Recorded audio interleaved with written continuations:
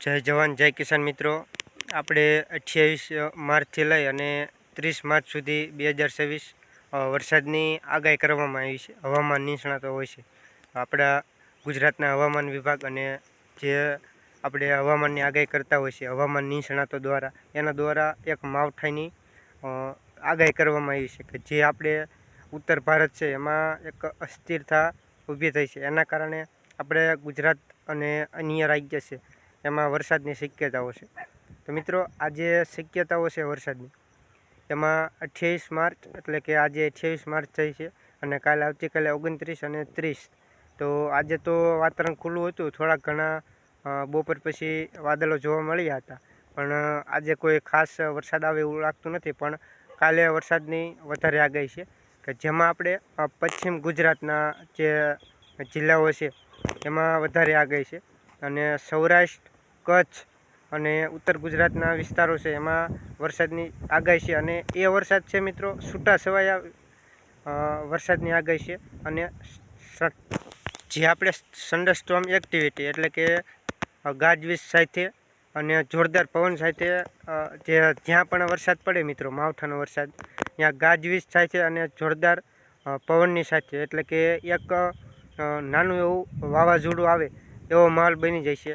અને આમાં વરસાદ આવશે અને જે કડાકા ભડાકા સાથે પવન પણ જોરદાર રહેશે. તો આવી જે હવામાન નિષ્ણાતો છે એના દ્વારા આગાહી કરવામાં આવી છે.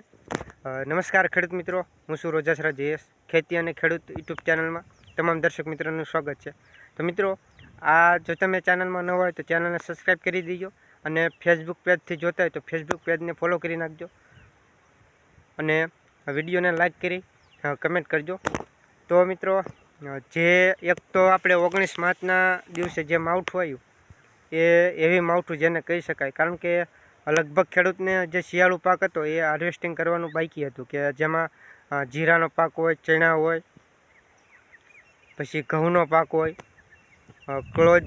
કલોંજીનો પાક હોય વગેરે જેવા જે શિયાળુ પાક એમાં હાર્વેસ્ટિંગ બાકી હતું. અને લગભગ ખેડૂતને એ જે માવઠું પડ્યું એમાં નુકસાન થયું હતું, અને મોટું નુકસાન થયું હતું, લાખો રૂપિયાનું, કરોડો રૂપિયાનું નુકસાન થયું હતું.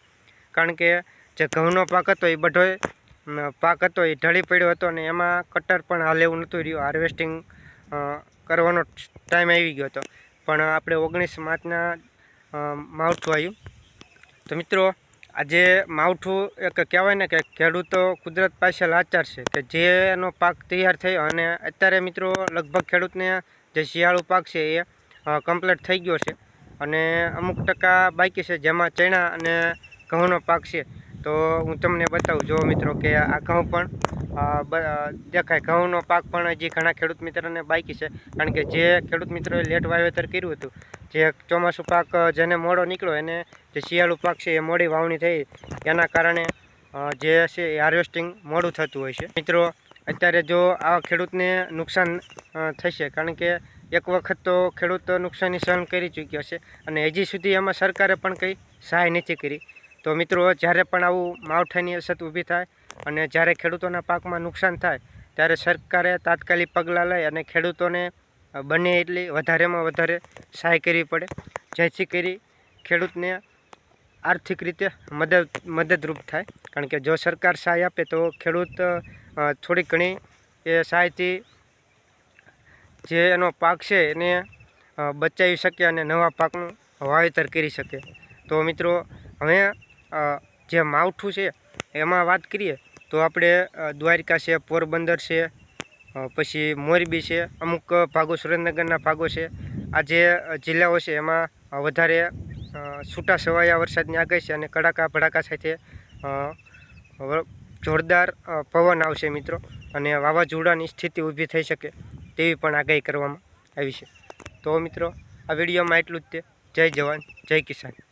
ચેનલમાં ન હોય તો ચેનલને સબસ્ક્રાઈબ કરવાનું ના ભૂલતા. ફરી વખત કરશું, જો તમે ફેસબુકના માધ્યમથી જોતા હોય તો પેજને ફોલો કરી નાખજો.